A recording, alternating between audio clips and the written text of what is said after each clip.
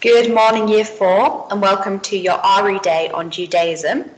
In this session, we're going to be looking at the Jewish celebration of Passover. So let's get straight into the learning.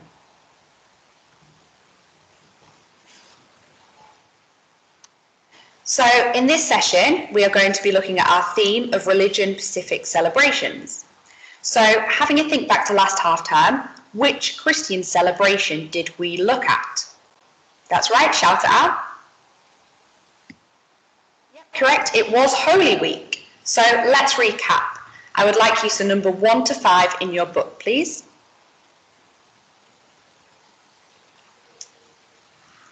Okay, and let's begin our quiz. So I'd just like you to answer questions 1 to 3 first, please, because they link together, and then we will mark these. So question 1, what day did Jesus have his Last Supper? Question 2, what day did Jesus die? And question 3, what day did Jesus rise from the dead? Pause me now and answer these 3 questions. Okay, welcome back. So Jesus had his Last Supper on Maundy Thursday. Jesus died by being hung to the cross on Good Friday. And Jesus rose from the dead on Easter Sunday. So well done if you got those 3 correct. Now pause me and answer question number 4.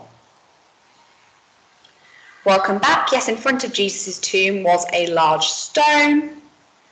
And for question 5, we are recapping your year 3 content on the Jewish celebration of Hanukkah. So pause me now and answer, how long does the celebration of Hanukkah last for?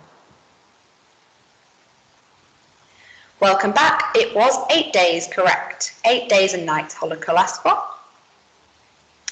So in this session, as I said, we will be looking at the Jewish festival of Passover. So before we jump into the learning, I would like to go through some key words that are going to crop up in this session. So my first word for you, my turn, your turn, is leavened. Leavened.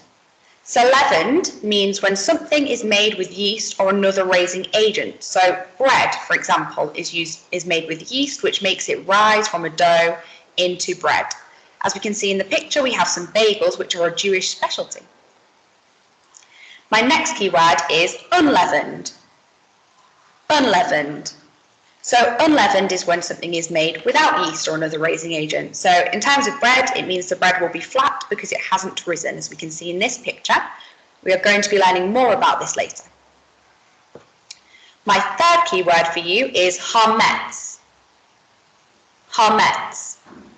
So hametz is just any food that has been mixed with leaven or leaven itself, so yeast or another raising agent. Okay, moving on to our next set of keywords. My turn, your turn. Pesach. Pesach. Pesach is just another word for Passover. It's the Hebrew word.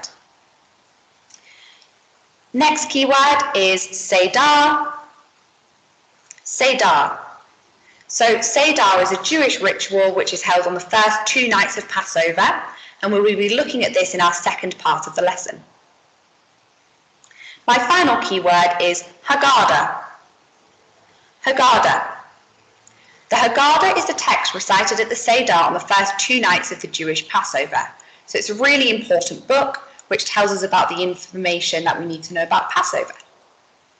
So if you would like to review these keywords again, rewind the video and practice saying them and learning them. But if you feel you're ready to move on, let's go. Passover is one of the most important religious festivals in the Jewish calendar. Jews celebrate the Feast of Passover to remember how God freed the Jewish people from slavery in Egypt, and this freedom was led by Moses.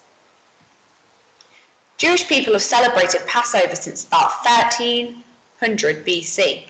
So if we have a look at our timeline, 1300 BC is around the Bronze Age. So we've obviously just been looking at the Romans in history. So it was a long time before the Romans came to Britain. So this is a celebration which has a lot of tradition, and people have been celebrating it for a really, really long time. So let's have a look now at the story of Passover. So I'm going to begin by reading a little bit of the beginning of the story, just on the slides, and then I will be flicking over to the book. I would like you to listen really carefully because we're going to be answering some questions on Passover after the story, so it's really important that you're listening and following the events of the story. The story of Passover is told in the book of Exodus. The Israelites, the Jewish people, had been slaves in Egypt for over 400 years.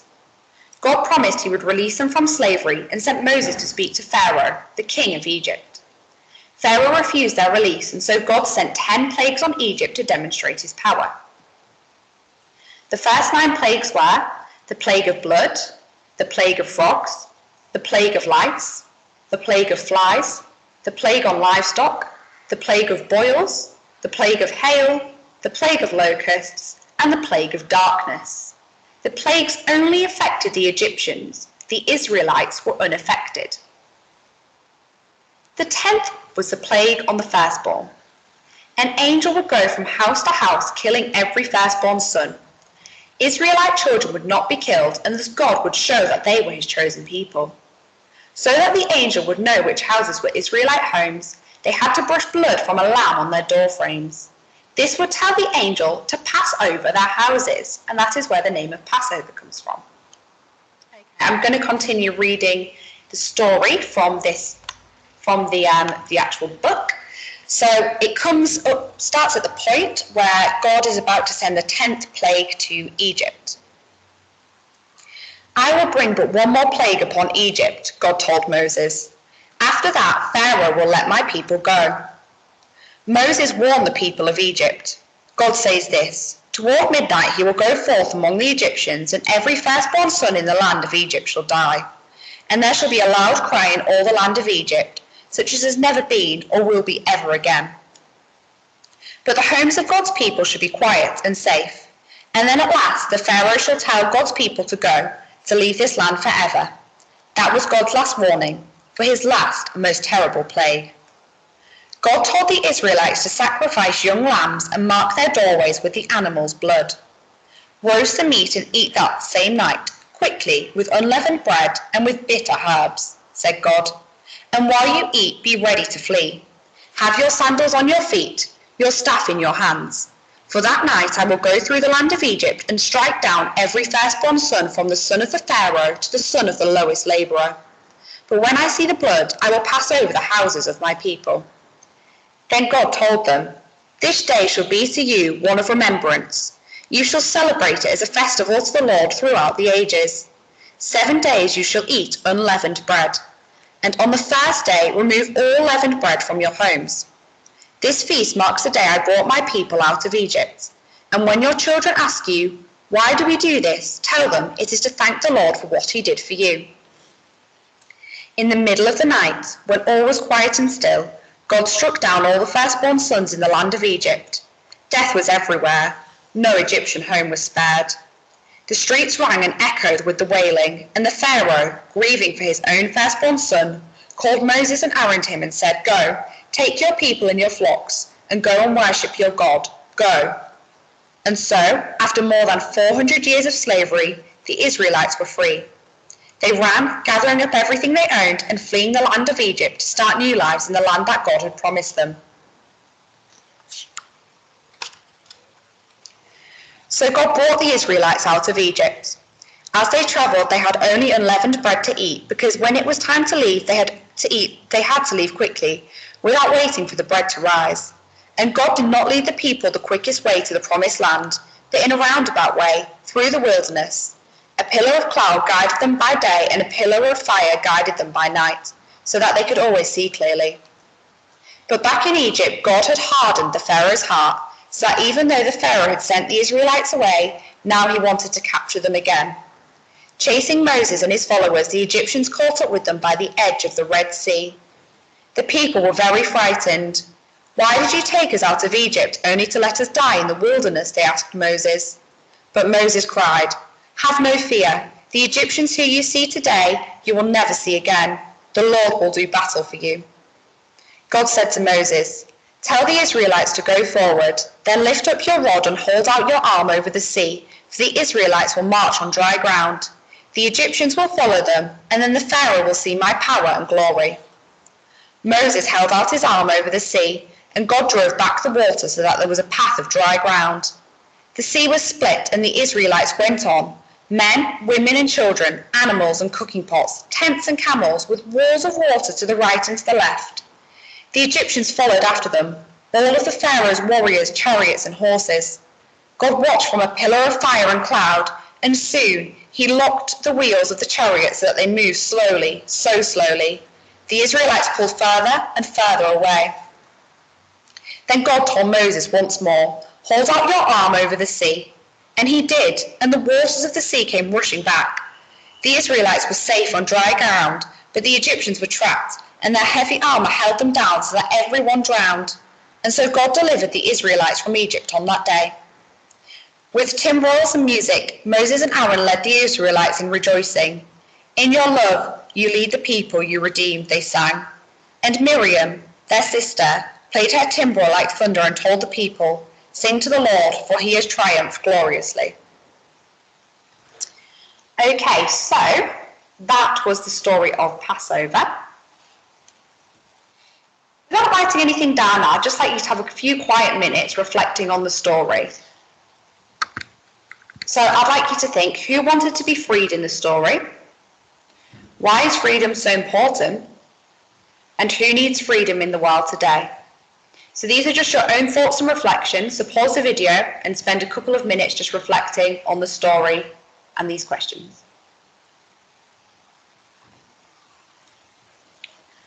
Okay, welcome back. I hope you enjoyed reflecting on the story and your own thoughts about freedom.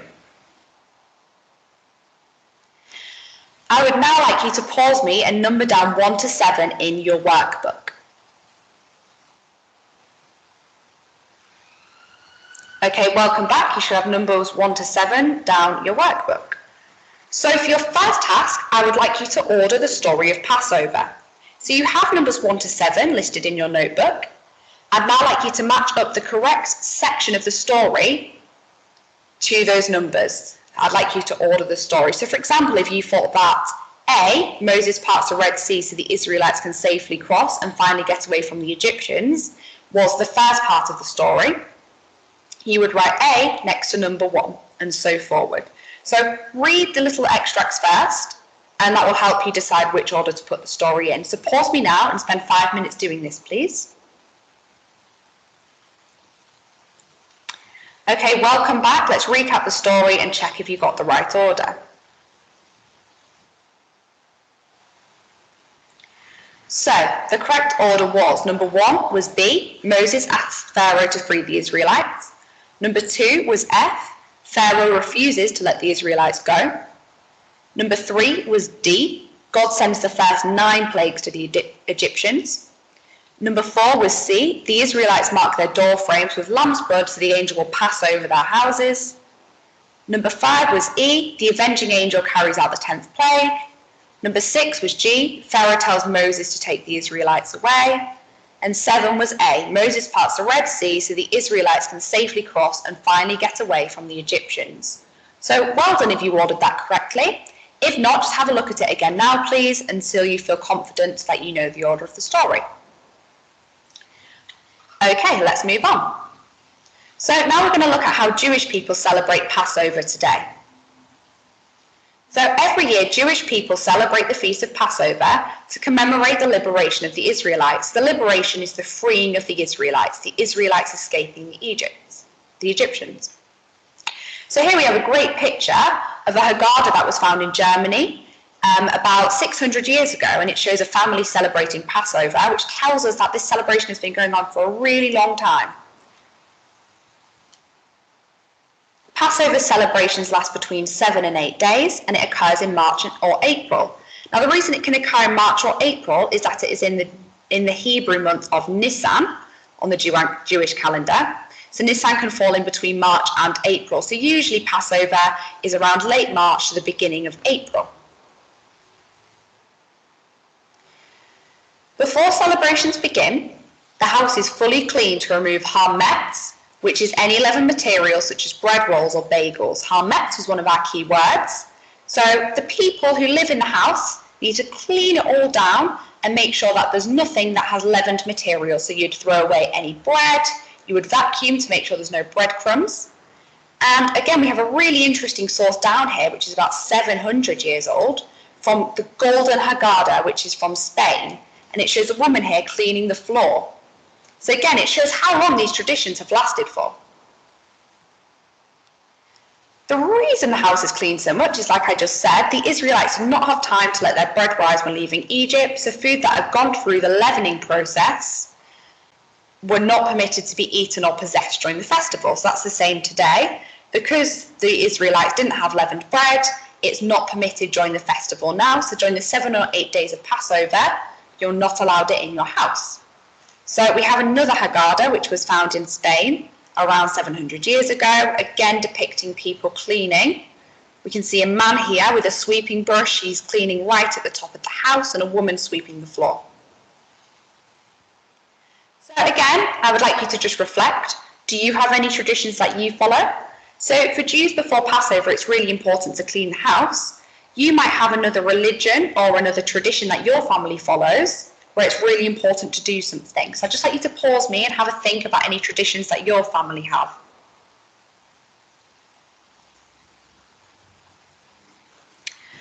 Okay, welcome back. I hope you enjoyed that little bit of reflection. Now for me, my family, we celebrate Christmas. So tradition similar to what the Jews do before Passover, they clean their house. In my family, we might put up a Christmas tree for Christmas. So you've probably thought of similar things, of traditions that you and your family do when celebrating your religion, or maybe not religion, maybe some beliefs that you have, or a special celebration that you take part in. Let's have a look now at the Seder meal. The highlight of the Passover celebration is the first 2 nights when family and friends join together for their Seder meals.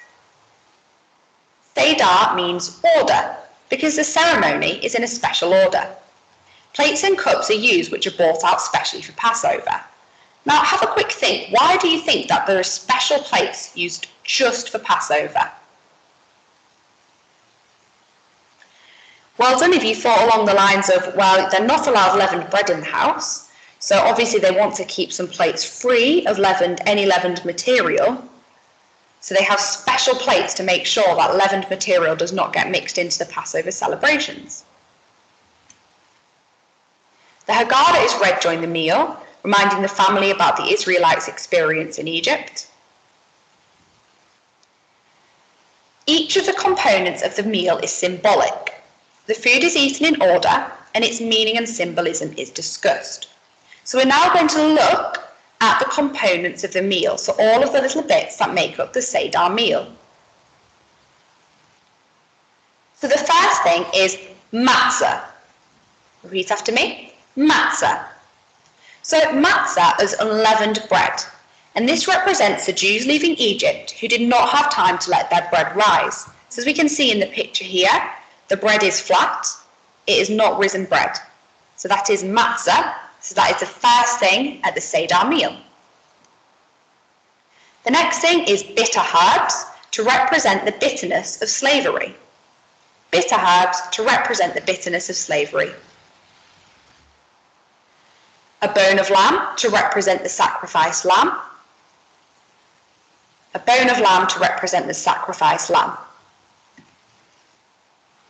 The fourth thing on the Seder plate is an egg, to represent both sacrifice and the Jews' determination not to abandon their beliefs under slavery. Now the reason an egg represents this is because it gets hard when you cook it. So it's showing how strong and determined to hold on to their religion and beliefs the Jews were. So the fourth component on the plate is an egg. The next component on the plate is greenery, so usually lettuce, which represents new life, and salt water, which represents the slaves' tears. So the greenery is dipped into the salt water. So you have greenery and salt water. And then there are also 4 cups of wine on the table to represent the 4 times God promised freedom to the Israelites and to symbolize liberty and joy. So there are 4 cups of wine on the table. And then there is haroset. Repeat after me. Haroset. So haroset is a paste made of apples, nuts, cinnamon and wine, and it represents the mortar. Mortar is just kind of like cement used by the Israelites to build the palaces of Egypt. So it's a representation of when the Israelites were slaves. An extra cup of wine is also placed on the table, and the door is left open for Elijah. Jews believe that the prophet Elijah will reappear to announce the coming of the Messiah, and will do so during Passover. So a cup of wine is poured on the table. It's not drunk or used, it's a cup of wine for Elijah, who is a special prophet that the Jews believe will return one year during Passover. So let's quickly recap what is on the Seder plate. So the first thing we had was matzah, to represent the Jews leaving Egypt, who did not have time to let their bread rise. Next, we had bitter herbs to represent the bitterness of slavery. We then had a bone of lamb to represent the sacrificed lamb. Number 4 was an egg to represent both sacrifice and the Jews' determination not to abandon their beliefs under slavery. The 5th thing was greenery and salt water. Greenery to represent new life, and salt water to represent a slave's tears. Next, we have 4 cups of wine to represent the 4 times God had promised freedom to the Israelites.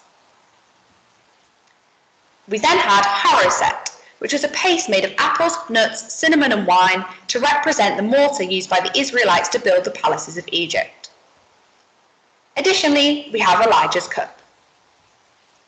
Okay, I would like you to pause me now and number down 1 to 7 on your page. Welcome back. Let's move on to the activity. So, here you can see a Seder plate. You have A through to G, which have the names of the items of the Seder plate on them. I would like you, where you have labelled down 1 to 7, to match up the correct letters to what they each represent. So for example, number 1 says to represent the bitterness of slavery. If I thought that that was G, wine, I would write 1G. So pause me now and have a go at matching up the item on the Seder plate to what it represents.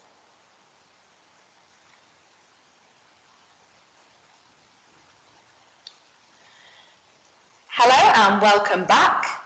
I hope that you've had a really good go at that and managed to remember and recall and match up the items to what they represent. Let's have a look at the answers. So 1 was C, the bitter herbs, which represent the bitterness of slavery. 2 was G, the 4 glasses of wine, to represent the 4 times God promised freedom to the Israelites. 3 was B, the haroset, to represent the mortar used by the Israelites to build the palaces of Egypt. 4 was A, the matzah, to represent the Jews leaving Egypt who did not have time to let their bread rise. 5 was D, bone of lamb, to represent the sacrificed lamb. 6 was E, the egg, to represent both sacrifice and the Jews' determination not to abandon their beliefs under slavery. And 7 was F, the greenery and salt water, to represent new life and the slaves' tears. Well done. Okay, coming towards the end of our session now, I would like you to reflect on what we've learned and answer the following question. Why is bread so important in the story of Passover? I have some key words to use, and I would love it if you could include all 3 of these key words in your answer. If you would like to pause now and go away and answer this question, off you go. If you would like a bit more support, I have a sentence starter for you here. So you can begin with, bread is so important in the story of Passover because. So pause me now and have a go at answering this question. Okay, welcome back. I hope you had a really good go at answering that question, and me and your teachers will be looking forward to reading on Seesaw what you've learned about the importance of bread in the story of Passover. I'm going to show you my answer quickly as a model. So bread is so important in the story of Passover because when the Israelites fled Egypt, they did not have time to let their bread rise, so they only had unleavened bread to eat. Therefore, eating unleavened bread, called matzah, has become a Passover tradition. Furthermore, before Passover, Jewish people clean their houses to remove any hametz, which is any leavened material. So hopefully you got something similar to this, but if you didn't, that's fine. Using this model, go back and edit your answer now. Okay, let's move on to the final bit of our session, we're just going to do a key knowledge recap to try and embed what we have learned in this session. So I'd like you to number 1 to 3 and pause me. Okay, welcome back. So questions 1, 2, 3. So question 1 is, how many plagues did God send to the Egyptians? Question 2, who did God send to speak to Pharaoh about releasing the Israelites from slavery? And question 3, what does the unleavened bread during Passover symbolize? Pause me now, answer these 3 questions, please. Okay, welcome back. Question 1, how many plagues did God send to the Egyptians? He sent 10 plagues. So he sent 9, and then the 10th plague was the plague of the firstborn. Number 2, who did God send to speak to Pharaoh about releasing the Israelites from slavery? The answer to that one was Moses. It was Moses who led the Israelites from Egypt and who parted the Red Sea. And question 3, what does the unleavened bread during Passover symbolize? The answer to this one was the Jews leaving Egypt who did not have time to let their bread rise. It wasn't number 4, because even though the Jews did leave Egypt carrying unleavened bread, what it actually symbolizes, what it actually represents, is the Jews leaving Egypt because they didn't have time to let their bread rise. I would now like you to pause me again, number 1 to 4.